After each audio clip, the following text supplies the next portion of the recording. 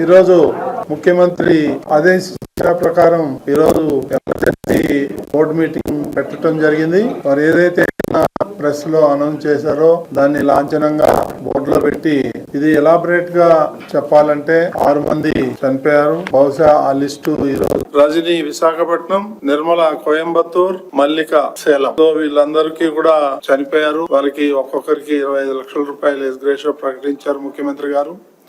అది ఈరోజు బోర్డులో పెట్టి నిర్ణయం తీసుకోవటం జరిగింది. అదేవిధంగా తీవ్రంగా 2 గాయపడ్డారు, తిమ్మక్క, ఈశ్వరమ్మ. వాళ్ళిద్దరికి కూడా 5 లక్షల రూపాయలు లెక్కన ఇవ్వమని ఆదేశాలు వచ్చాయి. అది బోర్డులో పెట్టి నిర్ణయం తీసుకోవటం జరిగింది.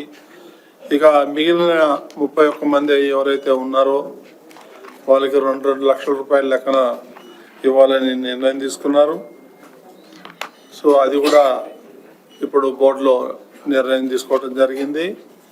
దీనికి అనుగుణంగా అదనంగా వాళ్ళ పిల్లలు ఎవరైతే ఉన్నారో చదువుకుంటున్నారో వాళ్ళకు కూడా టీటీడీ తరఫున చదువు చెప్పిస్తామని, ఫ్రీ ఎడ్యుకేషన్ ఇద్దామని కూడా చెప్పి మేము బోర్డులో నిర్ణయం తీసుకున్నాం. ఇకపోతే ఈ యొక్క అమౌంట్ అంతా కూడా చెక్కులన్నీ కూడా ఇప్పుడు రెడీ చేశారు. రేపటి నుంచి కానీ ఎల్లుండి నుంచి కానీ బోర్డు సభ్యులతో పాటు అక్కడ లోకల్ గా ఉన్నటువంటి మంత్రులతో సహా వెళ్ళి వాళ్ళకి అందజేయటం జరుగుతుంది. సో ఇది చాలా దురదృష్టకరమైనటువంటి ఇన్సిడెంట్. దీని మీద ఎన్నో రకాలుగా ఈ రోజు పేపర్లలో కానీ మీడియాలో కానీ వచ్చింది. కాకపోతే ఈ ఇన్సిడెంట్ జరగకుండా ఉండాల్సింది. ఎవరో ఒకళ్ళిద్దరు చిన్న పొరపాటు వల్ల ఇంత పెద్ద ఇన్సిడెంట్ జరిగింది. ముఖ్యమంత్రి గారు దీని మీద జ్యుడిషియల్ ఎంక్వైరీ చేశారు. ఆ జ్యుడిషియల్ ఎంక్వైరీ రిపోర్ట్ వచ్చిన తర్వాత ఎవరైతే బాధ్యులు ఉన్నారో వాళ్ళందరి మీద కూడా చర్యలు తీసుకుంటామని చెప్పేసి 1 గంట క్రితం ముఖ్యమంత్రి గారు నాకు ఫోన్ చేసి చెప్పడం జరిగింది.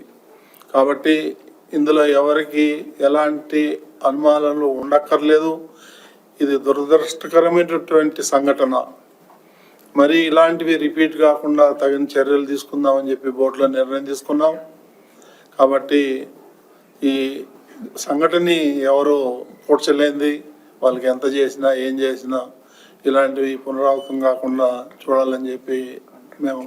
సో ఎవరైతే చనిపోయారో వాళ్ళ కుటుంబంలో ఒకరికి ఈ కాంట్రాక్ట్ జాబ్ కూడా ఇవ్వాలని ముఖ్యమంత్రి తీసుకున్నారు నిర్ణయం. అది బోర్డులో కూడా పెట్టి బోర్డు కూడా నిర్ణయం తీసుకుంది.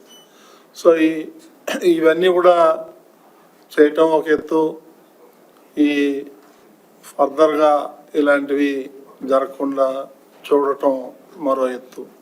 కాబట్టి దీన్ని బోర్డు కూడా తీవ్రంగా సంతాపం తెలియజేసింది. ఇదంతా ప్రజలందరూ కూడా ఇది గమనించాలని కోరుతున్నాం. ఎందుకంటే ఎవరో ఒకళ్ళిద్దరి యాక్సిడెంటల్గా చేసిన తప్పే తప్ప వాళ్ళు కూడా కావాలని చేశారా అనేది రిపోర్ట్లో వస్తుంది. దానికి అనుగుణంగానే మనం చర్యలు తీసుకోవటం జరుగుతుంది. ఎవరిని ఉపేక్షించే ప్రసక్తే లేదు. ఇది ఈరోజు తీసుకున్నటువంటి ఎమర్జెన్సీ మీటింగ్లో ఈ నిర్ణయాలు తీసుకోవటం జరిగింది. చిన్న చిన్న పొరపాట్లు జరిగాయని మా దృష్టికి కూడా వచ్చింది. దాంట్లో అందులో ఏం అనుమానం లేదు. ఆ పొరపాట్లు జరగకపోతే ఈ ఇన్సిడెంట్ జరిగేది కాదు. 8 సెంట్రల్ 9 సెంట్రల్ పెట్టినా కానీ ఎలాంటి సంఘటన జరగలేదు. ఈ 1-2 చోట్లనే కొంచెం అక్కడ ఉన్నటువంటి ఇబ్బందుల వల్ల, ఆఫీసర్ ఇబ్బందుల వల్ల జరిగింది. దాన్ని ఎంక్వైరీ చేస్తాం, చూద్దాం. ఏ రోజుకి ఆ రోజు ఇద్దాం అనేది తిరుపతిలో అక్కడనే కంటిన్యూ చేద్దాం ఈ సంవత్సరం వరకు. ఇప్పుడు అంత రష్ కూడా లేదు. దానికి అనుగుణంగా చర్యలు తీసుకున్నారు అధికారులు. ఈ ఇయర్ నుంచి ఇంప్లిమెంట్ అనేది కష్టం, ఎందుకంటే ఆల్రెడీ అనౌన్స్ చేసేసారు. చాలా మంది ప్లాన్ చేసుకున్నారు. కాబట్టి ఈ ఇయర్ పాత పద్ధతే కంటిన్యూ చేసి రాబోయే సంవత్సరం ఎలా చేయాలి అనేది ఆగమ శాస్త్ర పండితుల్ని కన్సల్ట్ చేసి మన కమిటీ వాళ్ళందరూ కూడా కూర్చొని ఎక్స్పర్ట్స్ అంతా పిలిచి మాట్లాడి డిసిషన్ తీసుకుందాం. ఏర్పాట్లలో ఏమి లోపం లేదండి. ఆ 1-2 ఇన్సిడెంట్లు తప్ప ఈరోజు చాలా మంది ప్రశాంతంగా దాదాపు 40,000 మంది ఇప్పటికీ దర్శనం చేసుకోవడం జరిగింది. అట్లేం లేదు. అది అన్ని అదే విధంగా చూడాల్సిన అవసరం లేదు. మనం ఎవరి మీద నెట్టట్లేదండి, అది ఎంక్వైరీలు తేలుతుందండి. ఇప్పుడు నేను కూడా ఎవరు పలాని XYZ మీద నెట్టట్లేదు. తప్పిదం జరిగింది, అది ఎట్లా జరిగింది, ఎలా జరిగింది అనేదే జ్యుడిషియల్ ఎంక్వైరీ. అదేం లేదండి. నేను మొన్న ప్రెస్ కాన్ఫరెన్స్ పెట్టి మొన్న 11 o'clock నేను క్లియర్ గా చెప్పాను, తిరుమల పోయే వాళ్ళు ఎవరు ఆపరు, కానీ అక్కడ దర్శనం కావాలంటే మాత్రం టోకెన్ ఉండాలి అనేది చెప్పాను. నేను క్లియర్ గా చెప్పాను ఆ రోజు.